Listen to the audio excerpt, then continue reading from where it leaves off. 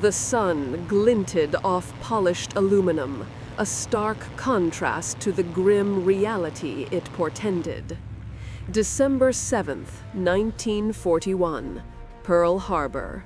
As the first explosions ripped through the unsuspecting American fleet, a new predator streaked across the Hawaiian skies, swift, silent, and utterly deadly.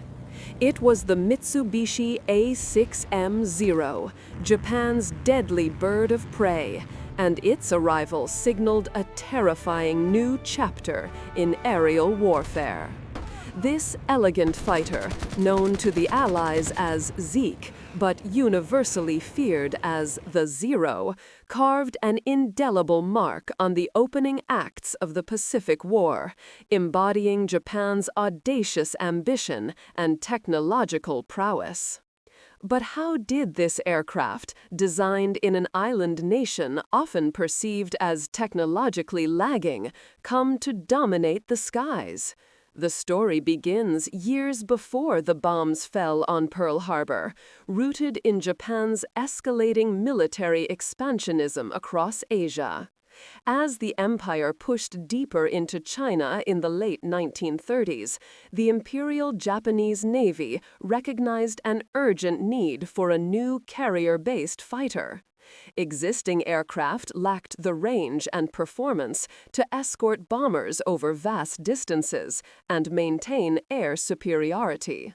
Thus, in 1937, a formidable set of requirements was laid before the Mitsubishi Heavy Industries design team, led by the brilliant engineer Jiro Horikoshi.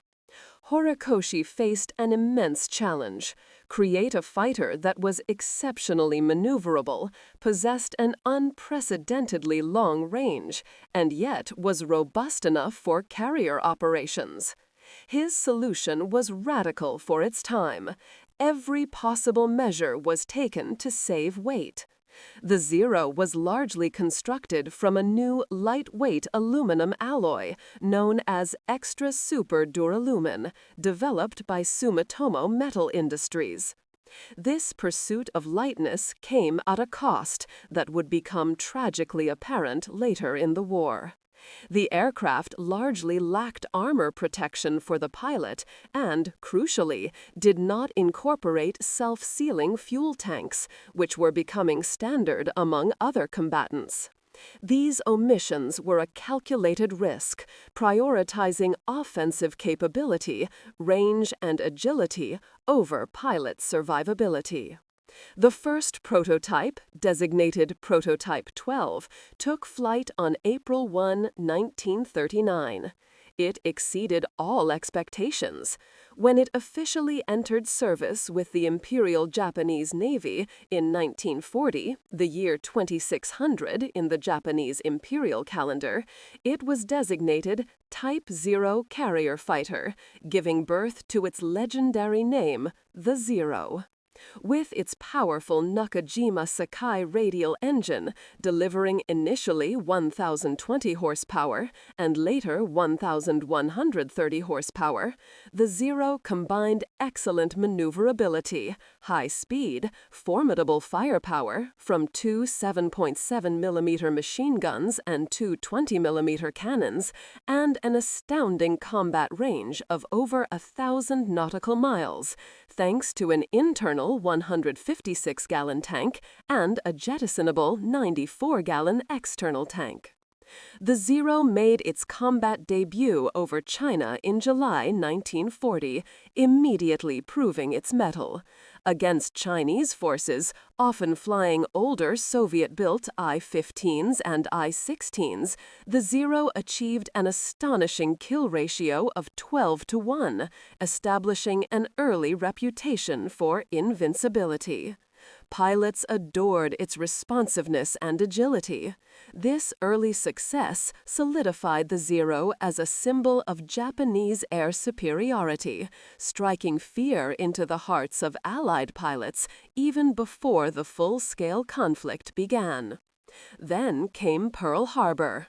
On that fateful morning, 78 Zeros provided escort for Japanese bombers, playing a significant role in securing air superiority during the attack.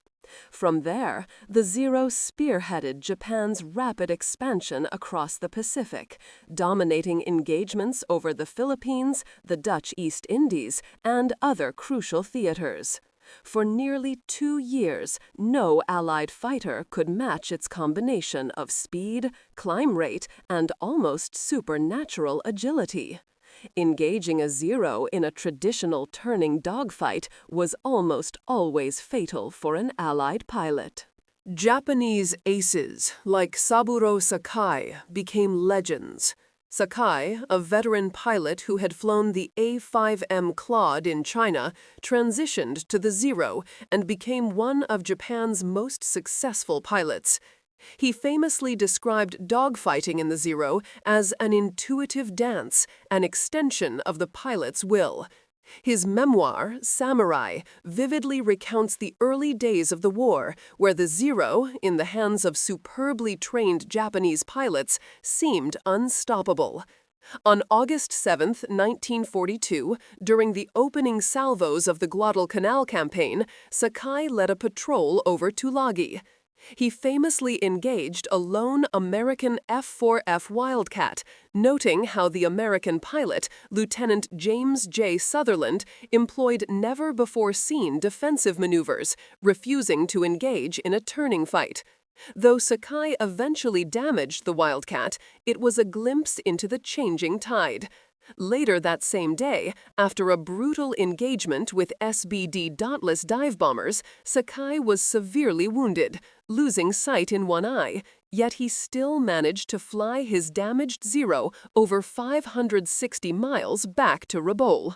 His story, a testament to both the Zero's endurance and the extraordinary skill and resilience of its pilots, also highlighted the brutal cost of aerial combat.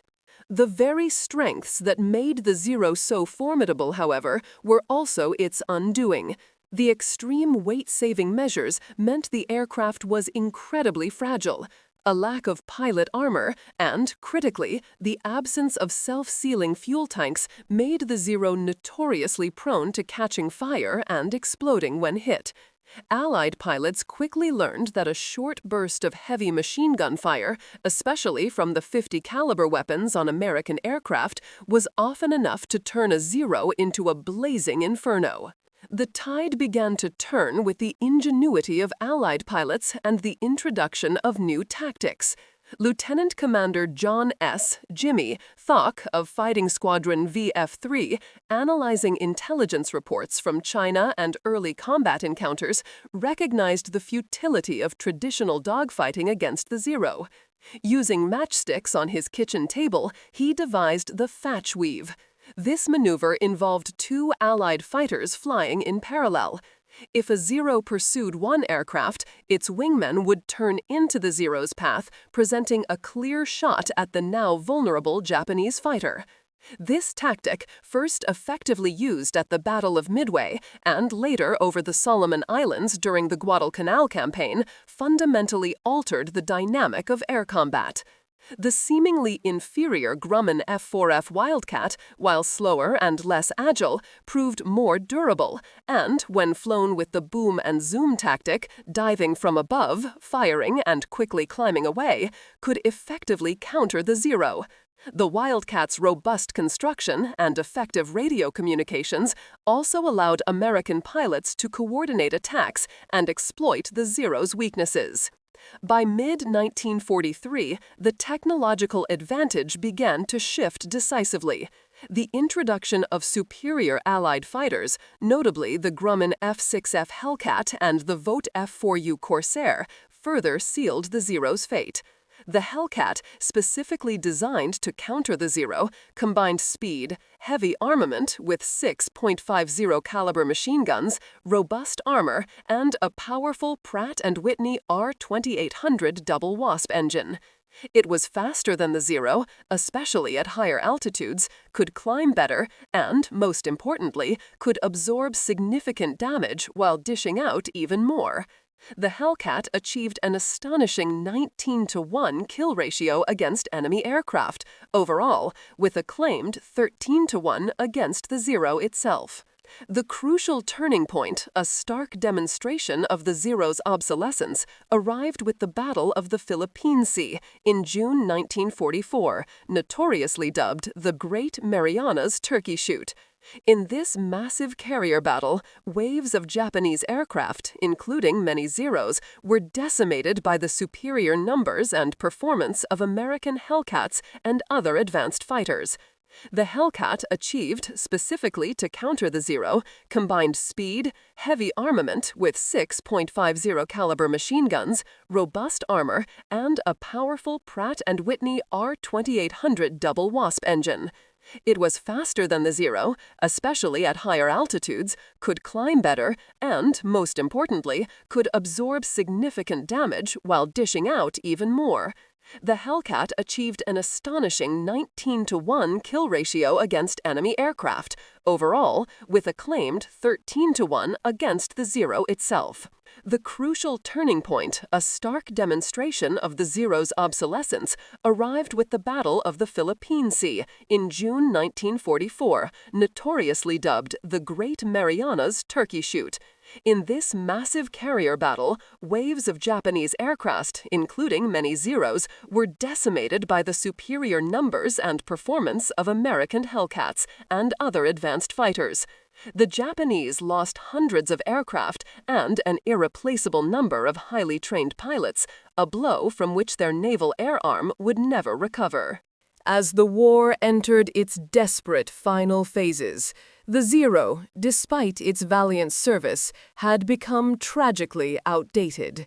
Production continued, with over 10,939 Zeros built, more than any other Japanese combat aircraft.